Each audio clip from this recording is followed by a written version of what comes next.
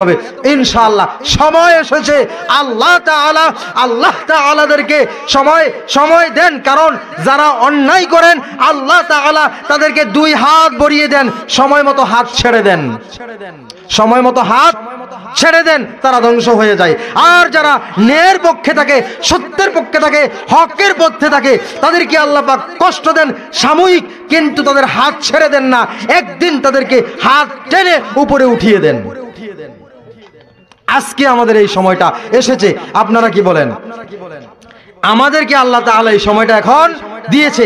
আমরা যদি এখন চিহ্নিত করতে না পারি, আল্লাহর ভয় আমাদের অন্তরে এখন লালন করার সময় এসেছে। আমরা কাদেরকে এই দেশে প্রধানে বসাবো, কাদেরকে ইমামের আসনে বসাবো, নেতার আসনে বসাবো, একজন ইমাম নির্বাচন করার সময় আমি আমাদের আশেপাশে দেখেছি, আমি এখানে এসেছি মোটামুটি 5 বছর, এই এলাকার যত মসজিদগুলো আছে, যখন ইমাম একটা থাকে না, তখন একটা ইমাম নির্বাচন করতে হলে 4 মাস 5 মাস 6 মাস যাবত তাদের যাচাই বাছাই চলছে। এমনও মসজিদ আমি দেখেছি 45 জন ইমাম ইন্টারভিউ দিয়েছে। কয়জন?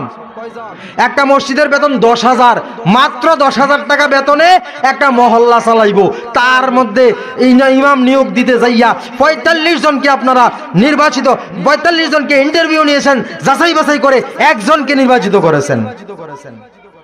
তাইলে এখন আমরা শুধু একটা মহল্লার দায়িত্ব নিলে তার অবস্থা এমন, সারা দেশ যারা পরিচালনা করবে তাদের ব্যাপারে আমাদের নির্বাচনের ভার আমাদের হাতে আছে না নাই?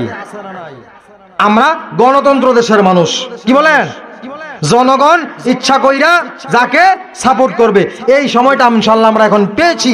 আমরা ঠিক ইমাম যেভাবে নিয়োগ করার সময় 45 জন 50 জনকে নির্বাচন করার যাচাই বাছাই করে একজনকে নির্বাচন করার চেষ্টা করি, এই রকম ভাবে এখন আমরা সত্যের পক্ষে আল্লাহর ভয় করে, আল্লাহর ভয় অন্তরে লালন করে হকের পক্ষে ভোট দিয়ে এই রকম ভাবে যাচাই বাছাই করে একজনকে নেতা ইমাম বানাবো, যিনি কোরআন দিয়ে আমাদের দেশটাকে পরিচালনা করবেন।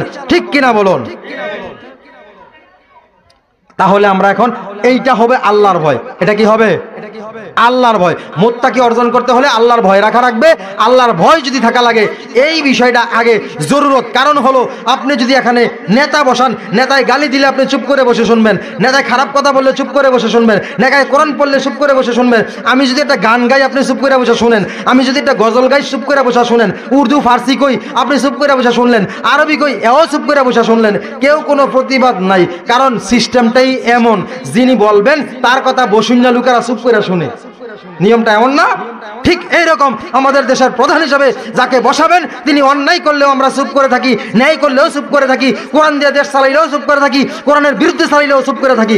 এই জন্য আমরা কি করব, যেহেতু চুপ করে থাকা লাগবো, আগে নির্বাচিত করে যিনি কোরআন দিয়ে চালাবেন তাকে বসাবো। বলি ইনশাআল্লাহ, সকলে বলি ইনশাআল্লাহ। আমরা ইনশাআল্লাহ এই চেষ্টাটা করব সকলে। এটা হলো আমাদের ঈমানি দায়িত্ব। আমি বলতেছিলাম আপনাদেরকে, মুত্তাকিনের প্রথম গুণ 6টা গুণের মধ্যে 1 নম্বর গুণ হলো আল্লাহর ভয়। এই আল্লাহর ভয় তখনই হবে, বোঝা যাবে আপনার ভিতরে আল্লাহর ভয় আছে। আল্লাহর ভয় থাকলে কোরআনের পক্ষে সাপোর্ট আসবে, কোরআনের বিপক্ষে নয়। কি বলেন? যেই ব্যক্তি আল্লাহর পক্ষে থাকে, আল্লাহর ভয় যার ভিতরে অন্তরে আছে, সে জাহান্নামের পক্ষে যাবে না জান্নাতের পক্ষে? তাহলে জাহান্নামের পক্ষ থেকে বাইসা জান্নাতের পক্ষে যাইতে হলে কোরআনের পক্ষে থাকতে হবে। কি বলেন? কোরআন দিয়ে যেই সংবিধান করছে এইটার পক্ষে থাকতে হবে। তাহলে বোঝা যাবে আপনার ভিতরে আল্লাহর ভয় আছে। একটু জিকির করি লা